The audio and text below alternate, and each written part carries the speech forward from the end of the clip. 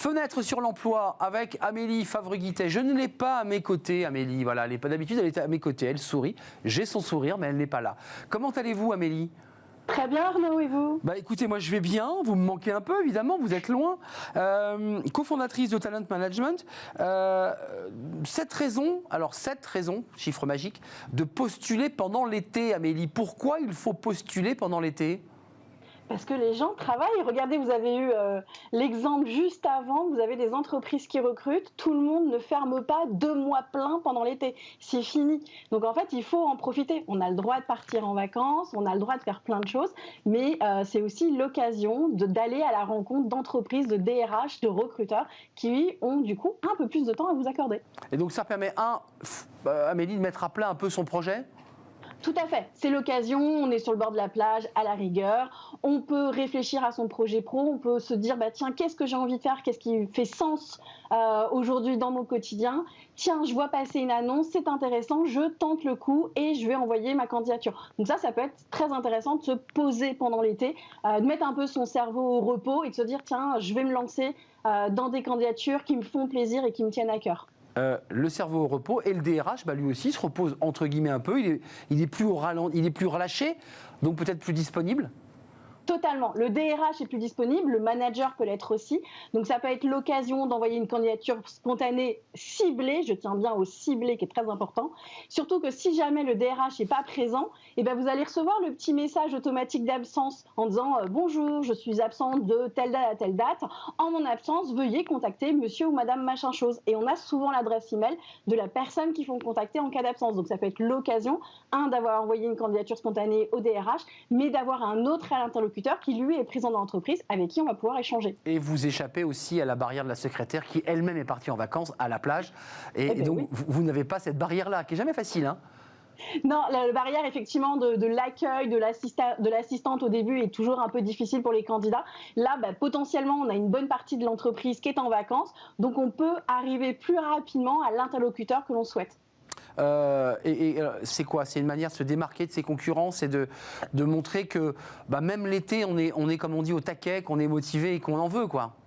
Totalement. En fait, on se rend compte surtout que pendant l'été, très peu de personnes osent postuler en se disant non mais c'est bon, les recrutements ils vont pas reprendre, ils vont pas se faire pendant l'été, ils vont attendre la rentrée potentiellement. Alors qu'en fait, moi je le vois dans mon quotidien, j'ai les clients qui m'appellent aujourd'hui en me disant si au contraire on pouvait être au complet dans l'équipe pour le mois de septembre, c'est maintenant que je veux mes collaborateurs. Donc se dire que oui, on peut partir en vacances, mais on peut aussi continuer à postuler parce qu'il y a toujours des DRH qui sont sur le pont. Il y a toujours des entreprises, et encore plus dans le tourisme, qui ont toujours besoin de trouver quelqu'un en urgence pour un remplacement. Donc c'est toujours l'occasion de faire soit un job étudiant, soit de démarrer un CDD ou de signer déjà son CDI, même si on ne le démarre qu'au mois de septembre. On peut très bien signer son contrat pendant l'été. Bien sûr, et puis il faut quand même le dire, on en a beaucoup parlé ensemble, Amélie, et sur ce plateau d'ailleurs, l'onboarding peut aujourd'hui se faire à distance, donc il n'y a plus de problème de se déplacer ou pas. On peut le faire en visio.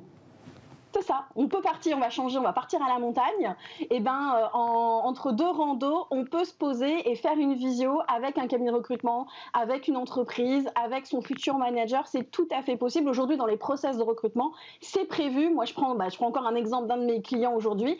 Les 2 premiers échanges avec le candidat se font par visio. C'est uniquement le 3e rendez-vous qui est sur site. Donc, on a largement le temps, depuis ses vacances, de faire quelques visios du moment qu'on a un bon Wi-Fi. C'est important. Partir en vacances, mais en ayant un bon Wi-Fi. Ouais, j'allais le dire, il faut que la connexion soit de bonne qualité parce que faire un entretien où toutes les 10 secondes ça bug, ça ne met pas en situation le recruteur. En revanche, ce que vous dites est intéressant, Amélie, vous avez des tendances, c'est que de plus en plus, Covid ou pas Covid, on fait les 2 premiers entretiens à distance.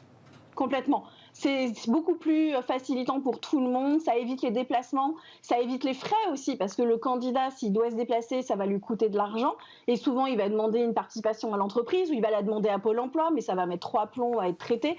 Donc l'idée, c'est effectivement par visio, c'est rapide, c'est comme si on avait la personne en face, on peut analyser sa posture, son sourire, et participer à la discussion de la même manière.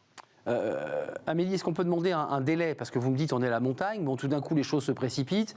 Je suis à 800 km de l'endroit où j'ai fait ma première visio et ça s'accélère. On peut demander un délai ? On peut négocier un délai pour venir ? Est-ce que le recruteur peut comprendre qu'on est aussi un peu en repos ? Comment ça se passe ça ? Vous avez toujours des recruteurs qui sont pressés, qui veulent tout de suite. D'ailleurs, les recrutements, c'est souvent pour avant-hier, très souvent.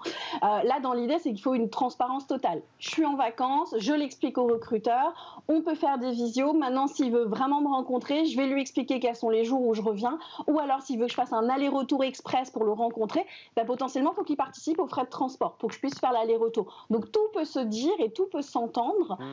Et il ne faut pas hésiter à en discuter avec les personnes. En plus, si potentiellement on a fait les premiers entretiens en visio, on fait un dernier en présentiel et que ça permet de valider l'embauche, ça veut dire qu'on peut démarrer tout doucement ce qu'on avait appelé le pré-onboarding, c'est-à-dire qu'on peut déjà transmettre des éléments au candidat parce qu'on sait qu'on l'a recruté et que c'est lui qu'on veut, et on va essayer de faire son pré-onboarding en attendant qu'il soit dans les locaux pour son intégration 100%.